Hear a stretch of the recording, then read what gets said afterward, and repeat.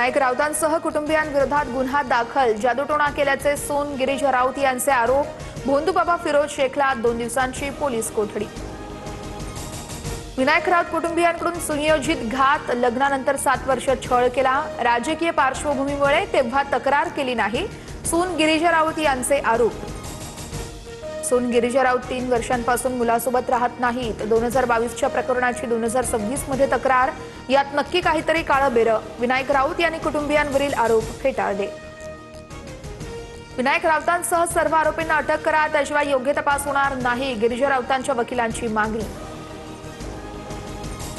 विनायक राऊतांचा विषय कौटुंबिक आहे, मात्र ठाण्यामध्ये गुन्हा दाखल होणं हे संशयास्पद आहे. संजय राऊत यांच्याकडून शंका व्यक्त.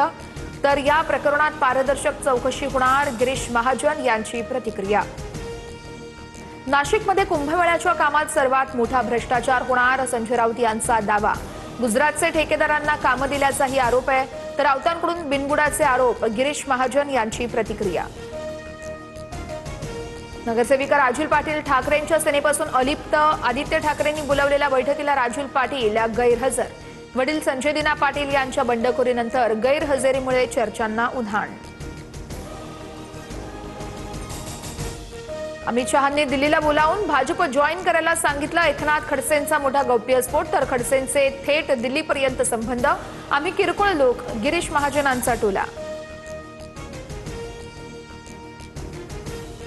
शरद पवार यांचा फोटो वापरण्यास दादांच्या राष्ट्रवादीच्या जिल्हाध्यक्षाला मंजुरी. माझ्या प्रत्येक बॅनरवरती पवारांचा फोटो वापरणार.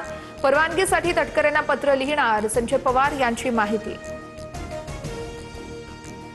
शासकीय निधीवरून खासदार विशाल पाटील आक्रमक. निधी आपल्या बापाचा असल्याची प्रशासनाची धारणा. मिरज पंचायत समितीच्या वादावरून टीका. अधिकाऱ्यांना सत्तेचं संरक्षण मिळत असल्याचाही दावा. शाळा बंद आंदोलनाचा शिक्षकांना फटका. 8,629 शिक्षकांचा 1 दिवसाचा पगार कापणार, शिक्षण विभागाचा निर्णय. नागपूरमध्ये महारेल तर्फे निर्मित 9 प्रकल्पांचा लोकार्पण सोहळा. मुख्यमंत्री देवेंद्र फडणवीसांसह केंद्रीय मंत्री नितीन गडकरी यांच्या हस्ते लोकार्पण. 4 रस्ते उड्डाणपूल आणि 4 सबवेसह एका भुयारी प्रकल्पाचाही यामध्ये समावेश. मोशीतील दुर्घटनाग्रस्त इमारतीतून सर्व 9 मृतदेह बाहेर काढले. अखेर 83 तासांनी शोध मोहीम थांबवली. दुर्घटनेतून एकूण 14 कर्मचारी बचावले. पाकिस्तानी गँगस्टर शहाजाद भट्टीशी संबंधित 21 जणांची चौकशी. नाशिक, मालेगाव, धुळे आणि अहिल्यानगरमध्ये एकाच वेळेस एटीएसची छापेमारी. भट्टीने सोशल मीडियाच्या माध्यमातून टेरर टास्क दिल्याची माहिती. बिश्नोई टोळीशी संबंधित 3 शूटरला दिल्ली पोलिसांकडून अटक. बिश्नोई गँगचा मोठा गुन्ह्यामध्ये यावेळेस गुन्ह्याचा कट उधळला.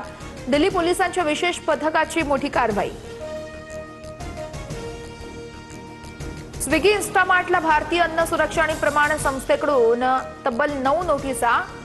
खराब पॅकेजिंग आणि मुदतबाह्य खाद्यपदार्थ दिल्याचा आरोप आहे. स्विगी कंपनीच्या सेवेवर ग्राहकांचा संताप. धाराशिवमध्ये 6 महिन्यात 2,88,00,000ची दूध पावडर विक्री. भूम दूध भेसळ प्रकरणामध्ये मोठा खुलासा.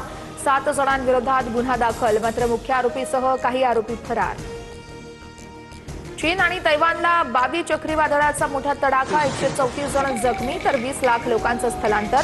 खबरदारी म्हणून विमानांची 650 उड्डाणंही रद्द. देशाच्या 70% भागातून मान्सूनचे ढग गायब. महाराष्ट्रासह 7 राज्यांमध्ये पुढील 5 दिवस पाऊस नाही. आज बहुतांश भागात पावसाची उघडीप. बोगस सोयाबीन बियाणं प्रकरणी अकोला आणि अमरावतीमध्ये गुन्हा दाखल. बूस्टर आणि रवी सीड्स कंपनी विरोधात गुन्हा दाखल. पेरणीनंतर सोयाबीनला अंकुर फुटत नसल्याचीही तक्रार. पावसाच्या खंडामुळे पिकांवर शंखी गोगलगाय आणि वाणू या किडीचा प्रादुर्भाव. पिकांचं नुकसान रोखण्यासाठी कृषी तज्ज्ञांकडून शेतकऱ्यांना मार्गदर्शन. पालघरच्या तांदुळवाडीमध्ये डोंगराचा कडा खचला. मुसळधार पावसामुळे भूस्खलनामध्ये शेकडो झाडं जमीनदोस्त. गडाकडे जाणारी पायवाटही गायब. नैसर्गिक संपत्तीचं अतोनात नुकसान. संत सोपानदेव महाराजांच्या पालखी सोहळ्याचं पंढरपूरकडे प्रस्थान. टाळ मृदुंगाच्या गजरात सासवड नगरी दुमदुमली. वारकऱ्यांची मोठी गर्दी.